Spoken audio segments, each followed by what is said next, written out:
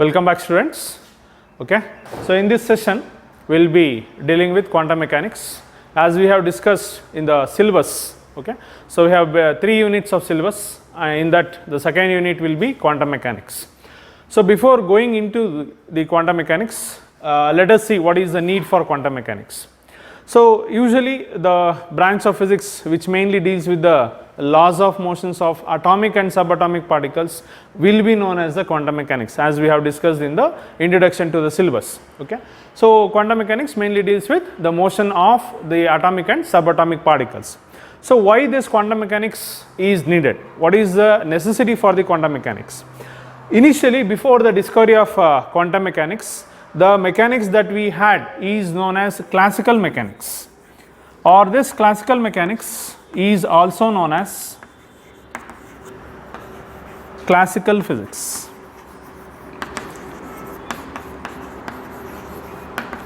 So what does this classical mechanics or what does this classical physics deals with, or what does it tells us about? So mainly classical physics or classical mechanics mainly deals with the study of motion of macro objects, So in order to study the motion of macro objects, we used to use certain laws. So those laws were nothing but the Newton's laws of motion. As we know, we have 3 laws of Newton's laws of motion. All these 3 laws of Newton's, okay, so are able to explain the motion of the macro objects. In case of classical physics, we also have the Maxwell's electromagnetic wave theory, and we have the thermodynamics. So these laws, or whatever the laws that comes under this classical mechanics, were able to explain the phenomena that were undergoing due to the macro objects, or whatever the phenomena that was performed by the macro objects. So these laws which were binded by the classical physics or classical mechanics were sufficient to explain the physical phenomena. So thereafter, that is after the year 1900, there existed certain phenomena. So where the classical mechanics or classical laws or classical physics were not able to explain those phenomena. So that gave rise to, or that particular point gave rise to the existence of the quantum mechanics. That is, it changed the view of the quantum mechanics. Sorry, it changed the view of the classical mechanics. So the first one is failure of, that is why the quantum mechanics came into existence is in order to explain the stability of atom, and second one is spectra of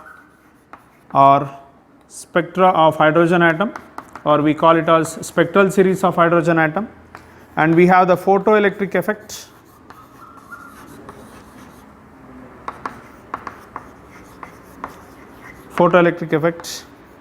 and we have Compton effect,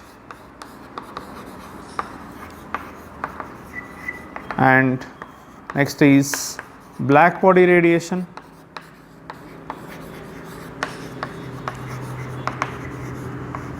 and the next is specific heat of solids.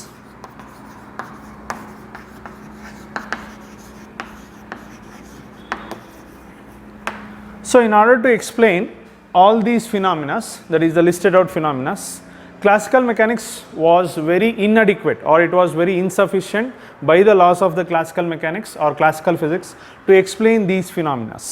So in order to explain these phenomena, so the view of the classical mechanics or classical physics was not enough. So there was something lagging behind with the classical mechanics to explain these phenomena. So hence quantum mechanics came into existence. Phenomena were not able to explain by the laws of classical physics or the Newtonian physics. So there was something lagging behind with the quantum mechanics to explain these phenomena. Now let us see what was the failure, how did classical mechanics was unable to explain the phenomena of stability of atom, spectral series of hydrogen atom or spectra of hydrogen atom, photoelectric effect, Compton effect, black. Okay, welcome back, students. Now in this session we shall study what is the failure of classical mechanics in order to explain the stability of atom, or how does the classical ideas fail to explain the stability of atom. Now let us understand what is the classical idea that is needed. Okay, basically Now let us consider any object which is moving in a circular path. Let r be the radius of the circular path. Now we know that any object which is moving in a circular orbit, okay, it will be accelerated. Why the object is said to be accelerated means, see, at this particular point the direction of the velocity is in this direction. At this particular point the direction of the velocity is in this direction. At this particular point the velocity is in this direction. Okay. So even though the velocity is constant in its magnitude, but its direction is changing at each and every point. So therefore classically we say that whenever any particle which is moving in a circular orbit, it is said to be accelerated. Why? Because the velocity of the object is constant in magnitude, but it is changing its direction at each and every point. So since velocity is a vector, since there is a change in the direction, so therefore the object is said to be accelerated. Now this is the classical idea. Okay. Now according to the electrodynamics, so what do you mean by electrodynamics means? So it is the branch of again classical mechanics where this electrodynamics deals with the charges in motion. So whenever the charges are in motion, it deals with the properties of the charges in motion. So that is again one of the branch of classical mechanics. So according to this electrodynamics, any accelerated charge should give out or emits radiation. So this is the idea about the particle or classical idea about the particle which is moving in a circular orbit. Okay. So let us conclude that whenever any object is in circular motion or whenever the object is moving in a circular orbit, basically the particle will be accelerated. One point to be remembered. And the second point to be remembered, that is any accelerated charge, okay, so it will emit radiation. Okay. So this is the idea of classical mechanics about an object which is moving in a circular path. Okay. Now let us consider the atom. So what does the atom consist of? So according to Rutherford atomic model,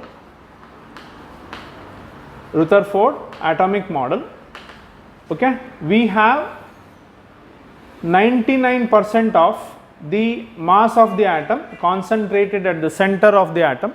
So that region or tiny core or small region where the entire mass of the atom is concentrated, so that is what we called as the nucleus. And according to Rutherford atomic model, the electron is revolving around the nucleus in a circular orbit of radius r. Now if I treat or if I consider that electron is an classical particle, that is it is having certain mass, it is also moving in a circular orbit of radius r, or if I consider that electron as a classical particle. So if I apply these ideas, that is now electron is a particle, so it is moving in a circular path, so therefore we can say that electron is accelerated, right. So here we are applying classical ideas, that is if I treat electron as a classical particle, so now this electron is moving in a circular path around the nucleus. So therefore according to classical mechanics, this electron is said to be accelerated. Now if I apply the second idea of classical mechanics, that is according to electrodynamics, electron is a charged particle, that is electron is having a negative charge. Since the electron is having a charge, of course it may be negative charge, so the electron should emit radiation. Electron will emit radiation. So now what happens? Now if the electron is revolving around the nucleus in the circular orbit, according to classical mechanics, what should it happen? So the electron should give out energy. Electron will give out energy. Now while revolving around this nucleus in a circular orbit, if it gives out some energy, so for the next second revolution it cannot describe a circular path of initial radius, but it will describe a circular path of lower radius than the initial one. Again during the second revolution also the electron will lose some of the energy and it will follow a spiral path. Why? Because continuously the radius of the electron goes on decreases, so therefore it will follow a spiral path around the nucleus according to classical idea. Now if it follows the spiral path, that is if the electron follows the spiral path, finally what happens? The electron will combine with the nucleus. So, electron goes and combines with the nucleus. So, when electron is combining with the nucleus or it gets collapsed with the nucleus, the atom is not stable. But what if you see experimentally, or if you see the nature, we can see that atom is stable, that is atom is in stable condition, it is not collapsing, okay, atom is stable. But if I apply, or if I consider theoretically, or if I apply the laws of classical mechanics, here we are seeing that the atom is getting collapsed. Why? Because whenever the electron follows the spiral path, whenever the electron combines with the nucleus, the electron, that is the atom, will not be stable, it starts collapsing. But if you see practically, the atom is stable in the universe. So, therefore, if I apply the laws of classical mechanics, so we are not able to explain the stability of the atom. Okay, got it, students? I will repeat once again. So, that is according to classical idea, or according to classical mechanics, any particle which is moving in a circular path, it will be accelerated. According to electrodynamics, so any charged particle which is accelerated, it should give out energy. Now, if I consider the atom as an classical particle and electron is revolving in the circular path around the nucleus, so electron is said to be accelerated. Now, whenever the electron is accelerated, since it is having a charge of negative charge, so the electron should give out radiation, and whenever it is revolving continuously around the nucleus in the circular path, continuously it gives out energy, and when it gives out certain energy, so electron is continuously losing its energy and it will follow a spiral path. Finally, the electron will join with the nucleus and the atom is collapsed. Okay. So, but practically we can see that atom is stable. Okay. So, therefore, if I apply the laws of classical mechanics, we cannot explain the stability of the atom. Now, okay.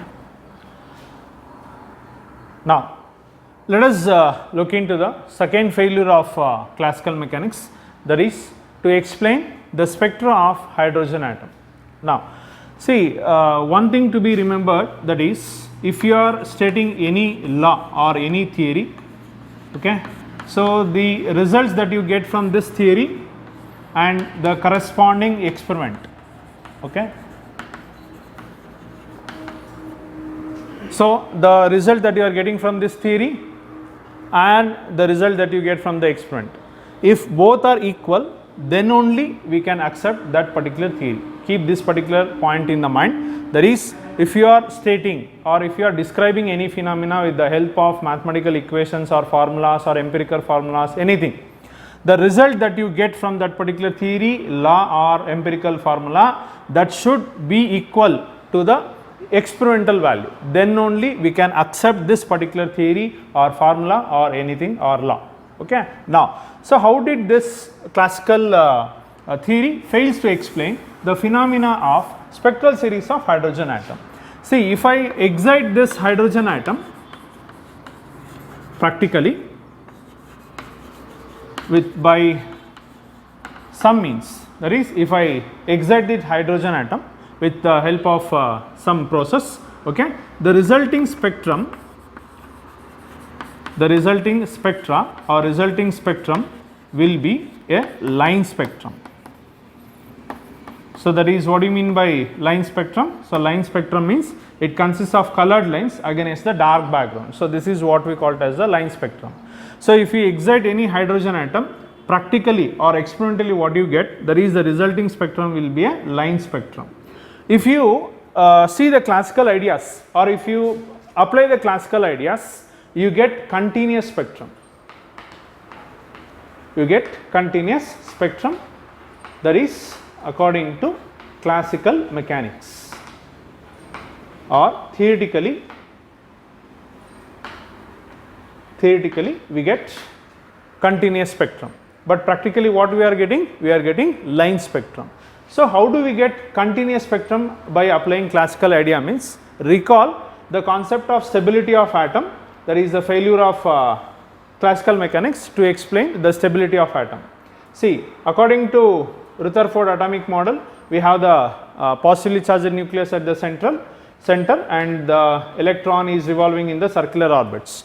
So, now in the previous topic we have discussed that this electron which is revolving continuously in the circular orbits, it is emitting out energy continuously. That is, the electron is giving out energy continuously. So whenever this is following the spiral path, okay, of course it is a failure, that is following a spiral path is a failure of classical mechanics, but still here the electron is revolving around the nucleus continuously in the circular orbits of decreasing radius, but still we can see that there is continuous emission of the energy by the electron according to classical mechanics. According to classical mechanics, so it says that we should get a continuous spectrum. How do we get continuous spectrum? Means according to classical ideas, whenever the electron is revolving around the nucleus in the circular orbits, it is giving out energy continuously. So therefore you get continuous spectrum. Okay, so this is a classical idea, but experimentally if we see that, okay, here we are getting the line spectrum. So it means that, so here experimentally you are getting line spectrum, but theoretically what you are expecting? You are expecting a continuous spectrum. So therefore this particular classical mechanics or classical physics will be a failure to explain the spectra of hydrogen atom. So now we have from the Bohr's atomic model, that is the energy of that is the wavelength of the emitted spectral line will be given by the equation 1 by lambda is equal to r into 1 by n1 square minus 1 by n2 square. Now if I compare the value of the lambda that is being obtained experimentally and the wavelength of the light obtained theoretically, so both will be a discrepancy, that is the experimental value of the lambda that you get and the theoretical value of the lambda that you get are not one and the same, they are different. It means that the assumption of classical mechanics that you get a continuous spectrum is wrong. Okay, so here plays the quantum mechanics an important role, so that will be explained later. So until now we have discussed the two failures of classical mechanics. One is the stability of the atom, that is how the classical mechanics failures to explain the stability of atom, and it also fails to explain the spectral series of hydrogen atom or spectra of hydrogen atom. So now we shall see the failure of the classical mechanics to explain photoelectric effect. So before going to explain the failure of the classical mechanics to explain the photoelectric effect, now basically let us see what do you mean by photoelectric effect. So photoelectric effect is nothing but defined as the process of emission of electrons by a metal surface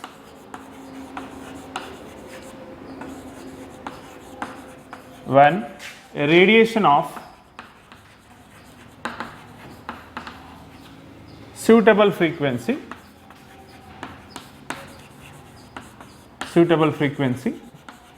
falls on it. So this phenomena is what we call it as a photoelectric effect, and it is one of the phenomena of electron emission. So what do you mean by electron emission? Means the process of taking out of an electron from the metal surface is called as electron emission. So whenever you are making the radiation or the light to incident on any surface, so if there is emission of electrons, then that process is what we call it as an photoelectric effect. So the definition for photoelectric effect is, so the process of emission of electrons by a metal surface when a radiation of suitable frequency falls on it. So this process is what we call it as the photoelectric effect. Now let us see, now in order to understand how the classical physics fails to explain the phenomena of photoelectric effect, so first we have to observe what are the experimental observations that are done. So in the previous topics we have discussed that whenever we have any theoretical concept or theoretical law, it should explain the existing experimental observations. So now let us see first what are the experimental observations of photoelectric effect. So whenever in order to study the photoelectric effect, so we shall consider an experimental setup.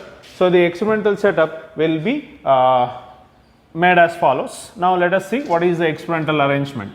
So the experimental arrangement for the photoelectric effect is basically it consists of a glass tube, okay,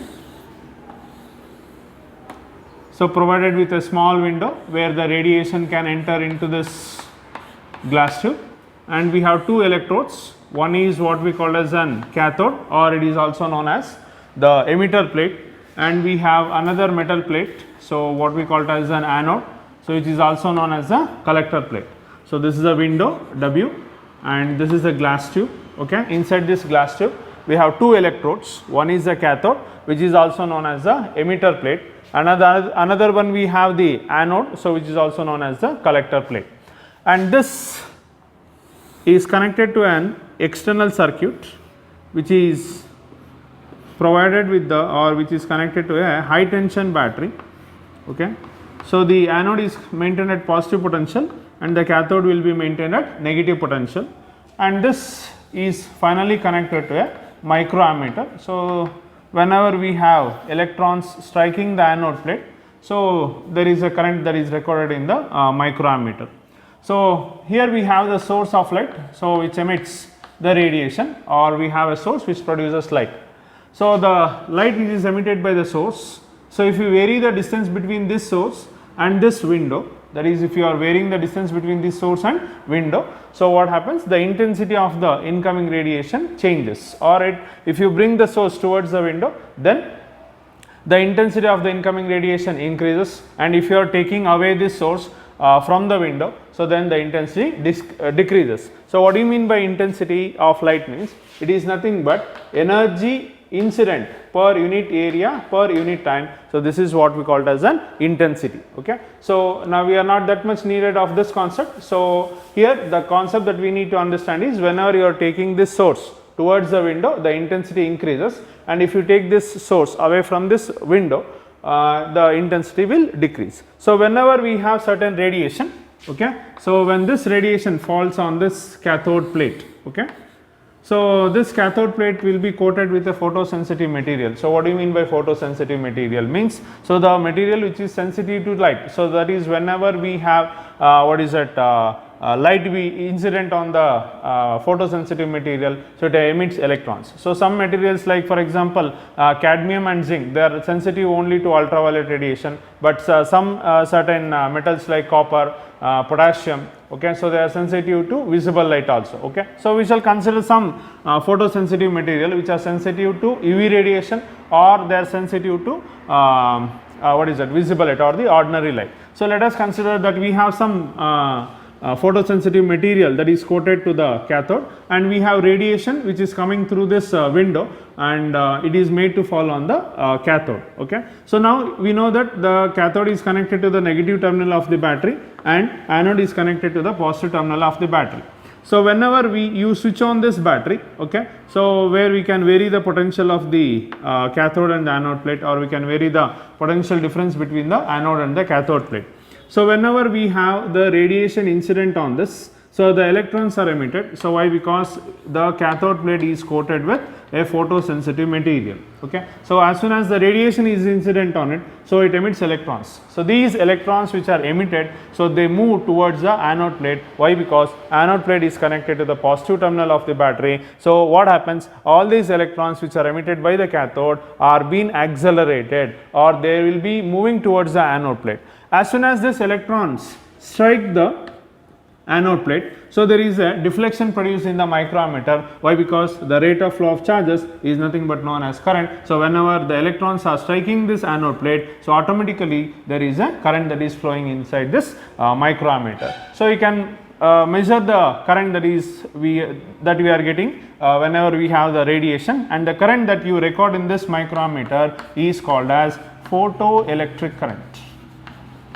So this is what we call it as photoelectric current, and the electrons which are coming out of this cathode plate are called as photoelectrons. So why do we call this as photoelectrons? Means, so these electrons are coming out from the metal surface when there is radiation or light or photon is incident. So hence the name photoelectrons. So this is the experimental arrangement for the photoelectric effect. So we shall recall once again. So the experimental arrangement for the photoelectric effect is, it consists of a glass tube, T, and it has a small window opening, so that is W, and here we have the two electrodes, that is cathode and the anode. Okay. So these electrodes are connected to a variable battery, that means the potential difference between cathode and the anode can be varied, and cathode is connected to negative terminal of the battery and anode is connected to the positive terminal of the battery, and we have a microammeter. Okay. So that is connected to the external circuit. So since the cathode is maintained at negative potential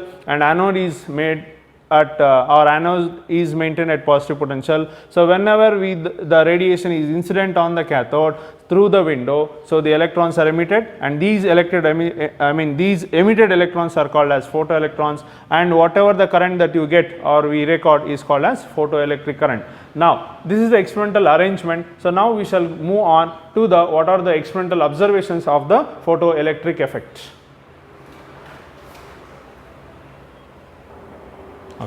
So now let us list out what are the experimental observations of photoelectric effect.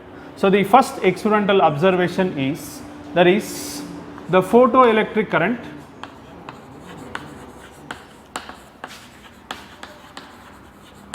is an instantaneous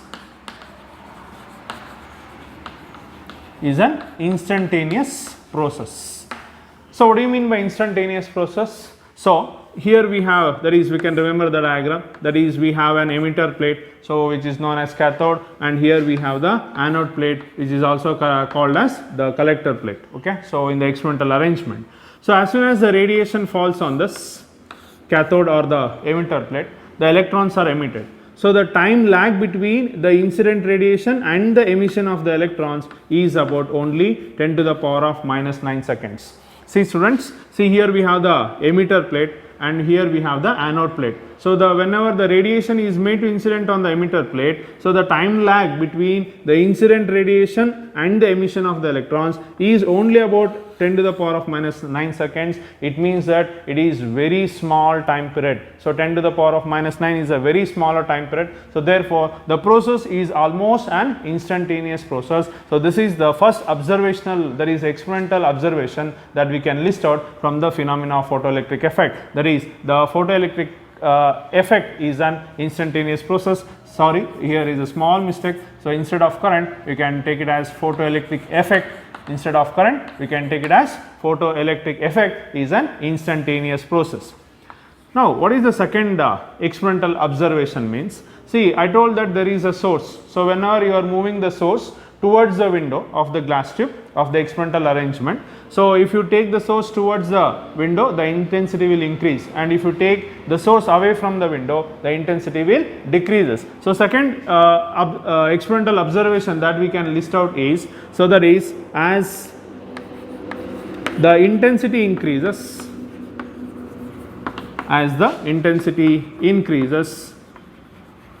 the photoelectric current also increases. Photoelectric current also increases, provided, so here we have one condition, that is, provided the frequency of incoming radiation should be greater than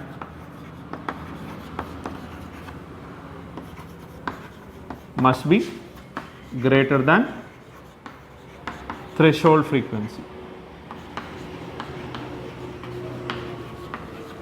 So this threshold frequency we will be discussing in the next observational effect. Okay. So as the intensity of the incoming radiation increases, the photoelectric current also increases. Okay. Provided the frequency of incoming radiation must be greater than the threshold frequency. That is, if you plot a graph by taking the photoelectric current, so PEC means photoelectric current on the y axis and the intensity of the incoming radiation along the x axis, we can see that is as the intensity increases, the photoelectric current also increases. That is, we can say that they are directly proportional to each other. That is, if you measure the photoelectric current for different intensities, and if you plot a graph by taking photoelectric current on the y-axis and intensity along the x-axis, here we can see that the photoelectric current is directly proportional to intensity by the graph obtained between these two. Okay, here we can see that the graph is a straight line, so therefore it seems that there is intensity is directly proportional to the photoelectric current is directly proportional to the intensity. So this is the second observational fact. Okay, so now we shall move on to the third observational fact, that is this threshold frequency. So for any metal, okay, so there is a minimum frequency, that is what we called as the threshold frequency. So what do you mean by threshold frequency? Means it is the minimum frequency of the incoming radiation below which there is no photoelectric effect taking place. So that will be a third observation. So we shall move on to the third observation fact, that is third experimental observation fact. Now let us see what is the third experimental observation of the photoelectric effect. So it follows like this: for any given metal, there is a minimum frequency of the incoming radiation which is known as the threshold frequency, below which no photoelectric emission takes place. So this is the third experimental observation fact, that is for every metal, or it may be calcium, it may be zinc, it may be potassium, whatever it may be. So for any metal or for each and every metal, there is a minimum frequency of the incoming radiation. If the frequency of the incoming radiation is less than this minimum value, then there will be no photoelectric emission. So if there is no photoelectric emission, means the photoelectric current is also zero. Okay, so now this is the third experimental observation fact, and the fourth experimental observation fact is as the frequency of the incoming radiation increases beyond the threshold frequency, what happens? The kinetic energy or the maximum kinetic energy of the photoelectrons also increases. So with the help of another graph, if you plot, there is frequency of the incoming radiation taking on the x-axis and the maximum kinetic energy of the photoelectrons on the y-axis, we can see that for two different metals. So this is for metal A, okay, in general let us consider, and for this is metal B. Okay, so here we can see that if you start from the origin, so from 0 to this particular value of the frequency, let us take this value of the frequency as nu naught, so which is known as threshold frequency of this particular metal, and nu naught dash for metal B. So here we can see that from the graph, that is until the frequency of the incoming radiation is less than a threshold frequency or a minimum frequency, the kinetic energy is 0. Now once if we increase the frequency of the incoming radiation, here we can see that the kinetic energy of the photoelectrons also increases. So this is what we called as the fourth observational fact, that is as the frequency of the incoming radiation increases, the kinetic energy of the photoelectrons also increases, provided the frequency of the incoming radiation must be greater than the threshold frequency. Now we shall discuss the fifth observational fact. So what is that fifth observational fact? Means, see, already we know that the cathode or the emitter plate was maintained under negative potential and the anode which was maintained at the positive potential. So as soon as the radiation was made to incident on this cathode or the emitter plate, so we have the emission of the electrons. Got it? Now if I reverse the potentials of the anode and cathode, that is if I make this potential of the emitter plate as positive and this potential of the collector plate or potential of the anode plate as negative, now these electrons, that is photoelectrons, will experience a retarding force, or they will experience simply, okay, a opposition. Okay, so what happens? So as if you increase the potential or if you increase the negativity of the anode plate, or if you make anode plate more and more negative, then the photoelectric current goes on decreases, and finally at some particular negative potential the photoelectrons are just stopped from reaching the anode plate or the collector plate. So this particular negative potential is what we call it as the stopping potential. Okay, so we shall repeat it once again. Okay, so initially the cathode was under negative potential and the anode was at positive potential.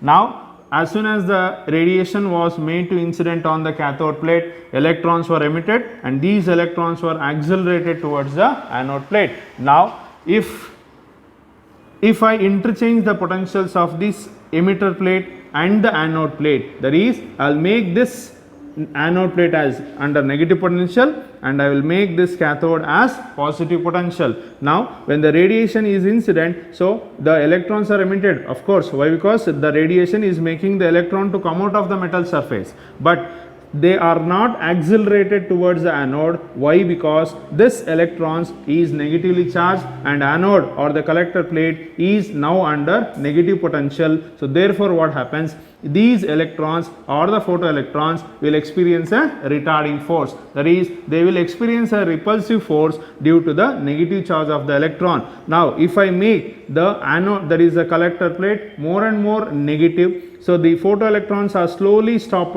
from reaching the anode plate and at a particular negative potential. So that particular negative potential, what we call it as the stopping potential, so V naught. So at this particular negative potential, the complete, that is, electrons are completely stopped from reaching the anode plate. So that is, the photoelectric current will be equal to 0. Okay. So now this particular negative potential for which the photoelectric current becomes 0 or the photoelectrons are just stopped from reaching the anode plate. So this is what we call it as the stopping potential. Now at this particular point, so the maximum kinetic energy of the photoelectrons, that is half mv square maximum, will be equal to the stopping potential. So from the electrostatics, we can see that when you multiply potential with the charge of the electron, it becomes the energy. So this kinetic energy, or if the stopping potential is equal to the kinetic energy or maximum kinetic energy of the photoelectrons, then what happens, the electrons are just stopped from reaching the anode plate. So this is the experimental observational facts. So all these experimental observational facts must be explained by a suitable laws. But if you apply the electromagnetic wave theory or the classical laws, okay, or the laws in the classical physics, so all these experimental observation will be a contradict. Okay. So that means the classical electromagnetic wave theory will not be in a position or will not be in a state to explain these observational facts. So that was a failure of the classical mechanics to explain the phenomena of photoelectric effect. So how was that electromagnetic wave theory was a failure? So we will be discussing in our next video. Meet you in the next video. Thank you.